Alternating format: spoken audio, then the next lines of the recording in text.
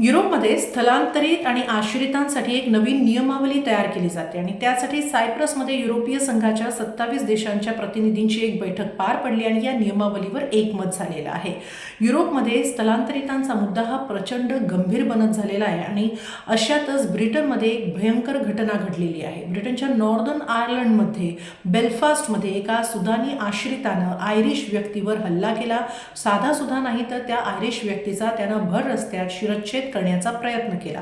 त्याला अटक करण्यात आलेली आहे. जखमी व्यक्तीला तातडीनं रुग्णालयातही दाखल करण्यात आलेलं आहे. त्याची प्रकृती सुधारते असं सांगितलं जात आहे. मात्र हा जो शिरच्छेद करण्याचा प्रयत्न झाला त्या घटनेचा व्हिडिओ सोशल मीडियावर व्हायरल झाला आणि त्यानंतर इंग्लंड, आयर्लंड, स्कॉटलंडमध्ये प्रचंड मोठ्या प्रमाणात आंदोलनं झाली.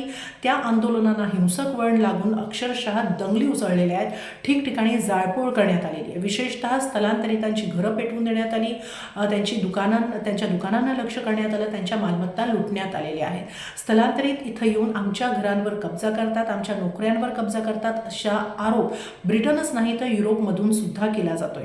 ब्रिटनमध्ये आणखी एक अशीच घटना गेल्या वर्षी डिसेंबरमध्ये घडली होती. 18 वर्षीय नोवाक हेनरी नावाच्या मुलावर एका 23 वर्षीय विक्रम डिग्वा नावाच्या शीख व्यक्तीनं हल्ला केला होता आणि त्यानं दावा केला होता की नोवाकनं आपल्यावर वर्णद्वेषी टीका केली आणि आपल्या बचावासाठी आपण हल्ला केला. पोलिसांना त्याचं खरं वाटलं. त्यांनी नोवाकला पकडलं. मात्र रक्तबंबाळ अवस्थेतल्या नोवाकचा त्या हल्ल्यामुळे मृत्यू झाला आणि त्यानंतर झालेल्या चौकशीतून खरं काय ते समोर आलं असं पोलिसांचं म्हणणं आहे.